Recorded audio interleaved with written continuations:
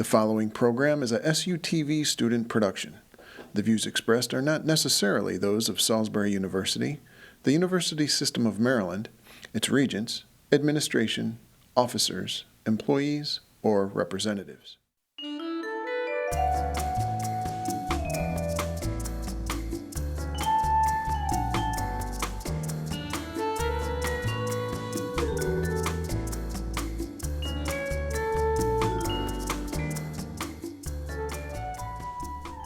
Hello everyone, my name is Roberta and this is Think About It. For today's show, we have the Philosophy Club's Sam and Jordan. What's up? Welcome, guys. Thank you for coming. Thank you. And SUTV's Xavier and Andrew. Hello. Saw, dude. So for our first question, we're going to ask, what makes something funny and why? Well, for me, situational comedy is always the most funny just because it's kind of critiquing a situation, especially if it's really serious. You know, like. Give an example of a situational comedy. I don't know. So like, have you guys seen the show like Atlanta? So I think Atlanta is one of the funniest shows ever made just because it's like Donald Glover mastered situational comedy. They just put the characters in the most absurd situations, but they look at it so seriously. It's similar to like Monty Python, how like all of them are really serious, but like the situation surrounding it is really funny. And like seeing how the characters react to me is the funniest form of comedy for sure. Okay. Any agreements or disagreements? I know, I completely agree. But I guess the question is, do you think there is comedy that like isn't funny? Oh, definitely. Do you think there's a like, where do you draw the line? I mean, or even is there a line? There definitely is a line, but it depends on like the time and the place. And like, of course, like different time periods, they've had different types of humor. You know what I mean? So like, it all depends on like, you know, like comics, they're good at critiquing things like society, you know, like the classic airplane food, that kind of stuff. Usually it's more like politics nowadays because politics is always in the news. So a lot of comedy is about politics now. And also like comics, whenever there's a heckler, they you know, they embrace the heckler and just start, you know, making fun of the heckler just because that's just something to critique. And people find it hilarious. So, I mean, there definitely is different times and places and circumstances that you can extract comedy from that I think funny people take advantage of. Okay, that's going to have to be our last point for the question. I'm sorry. I will talk for the But, Dang. but for our next question, I think you guys might like this. Can money buy happiness? It's all you, Sam. It can. Oh gosh, I wasn't prepared for this one. It can allow you to be happy, because if you have enough money, then you don't have to worry about like working and like having enough money to like do stuff you want. So it gives you more leeway in having fun. Yeah, I think money allows for like a situation where you can be happy, but it in no way can buy happiness. Like that's just not how you. Yeah. You just can't purchase happiness. Yeah. Like you can purchase something that is supposed to make you happy, but if it doesn't, then you're not going to be happy. So. It's like if you're already sad, it's like going on vacation. Like if you're already sad, like you're just going to be sad and on vacation. You're not, you know, it's not going to automatically. Like if you're, if you're depressed and then you win the lottery, you're just going to be a depressed guy with a lot of money. There's nothing else. You can use that money to buy a puppy. There you go. Happy. But you can also adopt a puppy for a lot less money. Adopt or adopt. Well, I guess it depends. I mean, we need to ask what it means to be happy, how we get there. I mean, because then it would let us know if happiness does require money. I think for a lot of people, given their circumstances, you know, if they're impoverished or in any way, being happy is dependent on if they have that type of wealth, you know, like because they need their needs met. They need the money to meet those needs. They can't be happy until those needs are met. The rich, I think, particularly like happiness for them isn't really about money. They have all their needs met. They find happiness in other ways. They find happiness in doing outlandish things or trying to make meaning out of all that wealth they've acquired. Yeah, I agree with that. I feel like that's kind of like reductive of happiness that people who are impoverished can find. I feel like there are people who don't have a lot of material wealth or even food are like, I mean, obviously that part doesn't make you happy, but I mean, family, if they have family or just like, you know, I mean, you can find happiness in other things. Like, I don't feel like that even all has to do with money. Like I feel like that's not what you're saying, is that poor people are not happy. But like, you know, I just want to like say that, I guess. Those are really good talking points, and I feel like we've got our brains warmed up and exercised enough to ask this next question, which is super hard.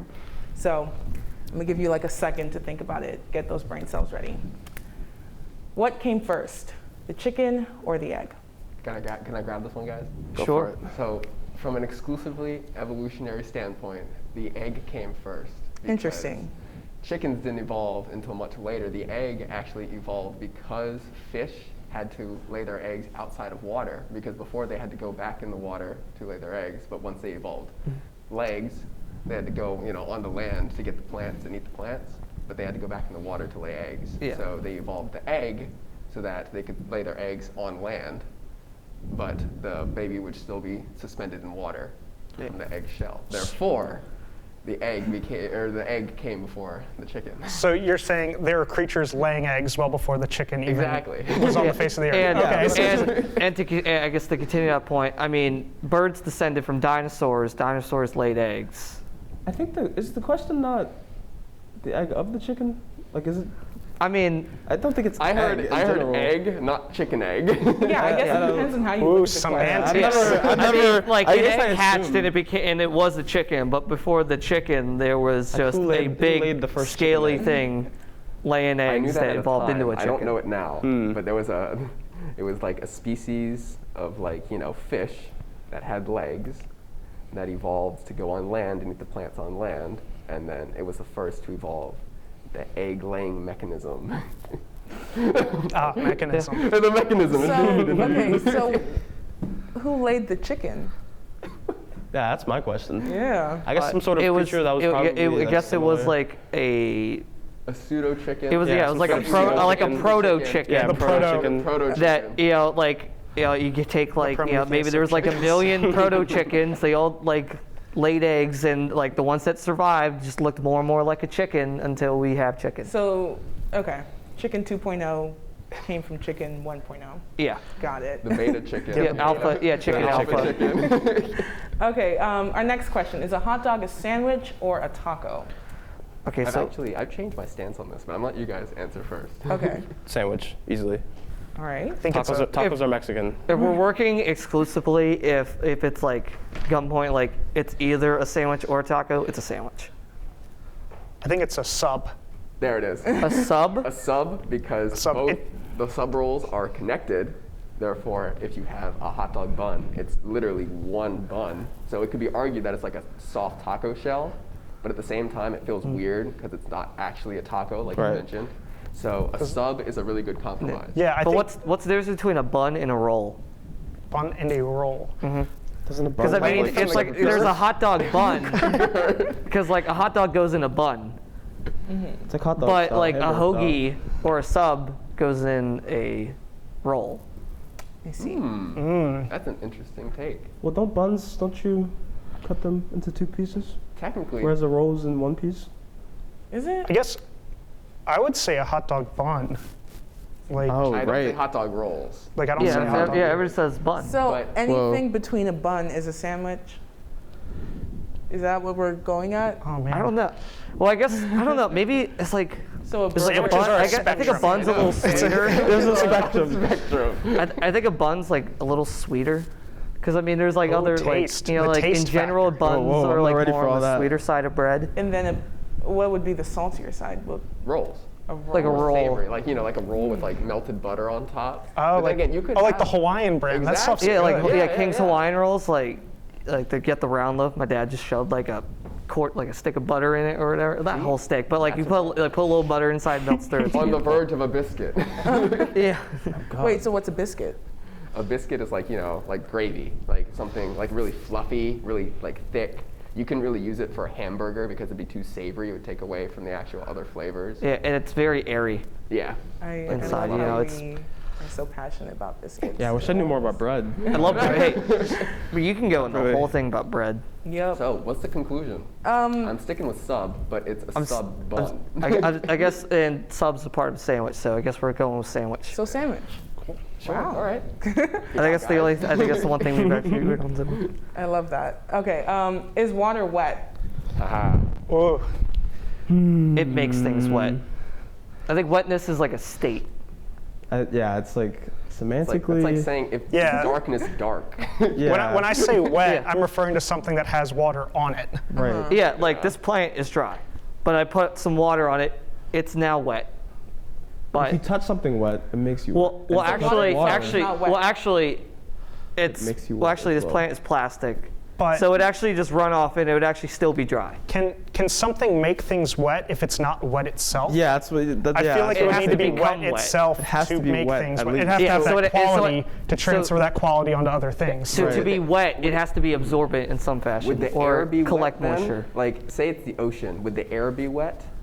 If we're The air is in the humid. ocean, because there is air in the ocean. We just can't breathe. Humid it 'cause air is it's just surrounded wet by air. water. Well, there's not air. There's oxygen in the water. Well, do you Yeah. think? I guess like air is the mixture of True. Okay. oxygen. All right, you got nitrogen. me. Okay, well, let me ask a second part question. Is fire hot? Yes. Yes. If water is wet, Is is fire, fire hot? burning? Fire would, Fire. yeah. Or Fire burning? gives is off that the better word to use? Burning? Yeah.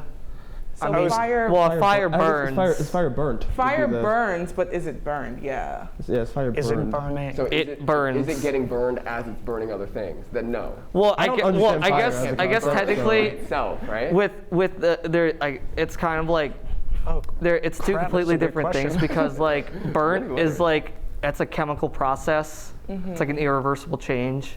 So is wet a chemical process? No, it's just a physical change. Oh, you're right. You see, I failed chemistry, guys. So I don't know it's just like I guess it's like a change in quality, but it seems like the thing doing the change in quality would need to also have that quality itself to do that change. So Would we define nothing but being water can wet saturated things. as being wet? Because in chemistry, you can saturate something and you can Right. dissolve something in water. Whoa. Would you consider that being wet? Like, say you dissolve salt in water, would you think the salt is wet? Because Well, it's isn't the salt dissolved? Well, at I that guess point? it's not the salt. The salt is not wet. The water is salty. Just to clarify, is water the only thing that can make things wet? No, I guess because Is it's it's wetness not- it's only technically any I s- liquid. Yeah, it would be Because liquid. like I spilled lighter spaghetti fluid sauce on can myself soak and I into felt something wet. that's wet. Chef I Sam felt over here. terribly, was terribly was wet. the spaghetti sauce wet, or did it just make you wet? It was definitely wet. Is it because it had water in it that made it wet? So was it wet before it touched you? Oh my gosh. I mean, technically tomatoes Yeah, have like what a did base of reduce water. tomato water sauce in here. Water's in a lot of things though. Okay. And then everything's wet. Yes. It was all wet. It was wet the whole It was wet time. all along. Okay. Our next Cardi B question: says. how does language shape our reality? We're really just bouncing around with these, right? I know, We really right? are. It's a roller coaster. That's philosophy for you. Yep. So, I think language it shapes our reality very much so. I mean, we were like what we're doing right now, discussing wetness and stuff like that. The first thing we talked about was semantics, linguistics, how we use the word and stuff like it's that. how we communicate the world. yeah. It's how we express what we see, what we feel, how we exist. yeah. Let me ask a second part of this question. Does language create meaning, or do we put meaning to language? Oh, we definitely put meaning to language. You think 100%. so? Yeah, because I mean, we're just itself. speaking like a bunch of made-up syllables Yeah. that like we interpret as, you know, it's just like if you look at like if you don't speak Russian and you're just looking at the Cyrillic alphabet, you're like, what am I looking at here? Yeah. There's no meaning to it. We Exactly. I'm actually in a linguistics class, and one of the interesting things about human language is that it is like the only like language that is like inherently arbitrary, whereas like a dog barks, and the meaning of that bark is inseparable with the bark itself. So like it barks and it's saying I'm hungry, and that's literally the only meaning that bark has. Whereas if I teach a little kid that a rock or that rock means poop, like that's just I could do that and it would be tricked its entire life until it learns otherwise. So I think it's definitely us applying meaning to Yeah. language. Yeah, Yeah, but and then I guess it depends like what you mean. Like in that way, we're talking about like spoken language. But if you're talking about like written or like an art, like you see like a stick dude. I mean that means the same thing, no matter like what language you speak. But those are symbols. Would you consider that right. Well, I language? guess isn't that technically a symbols language? symbols are a part Actually, of yeah, language. that's a good point. Yeah. I don't know, like when you think about the word crazy, like we use that word in passing all the time when like its literal like original definition was someone who like has a different mental reality and who is suffering under like a mental affliction. But we've used that word so much in like slang. It's lost its meaning. It's lost its meaning. You know, like I said, like, oh, this is a crazy good time. Like I'm not really saying this time has a mental affliction of some sort. I'm saying this is just really cool. Yeah. You know, over time it seems that we have a semantic or a linguistic shift, which I guess if the words itself had meaning, I don't think we would see that shift. Good point. Interesting. Yeah. I concur. Okay, that seems like all the time we have for today's show. That was actually a really good conversation you all For had. sure. Thank you guys for coming, and thank you guys for watching. Bye, everyone.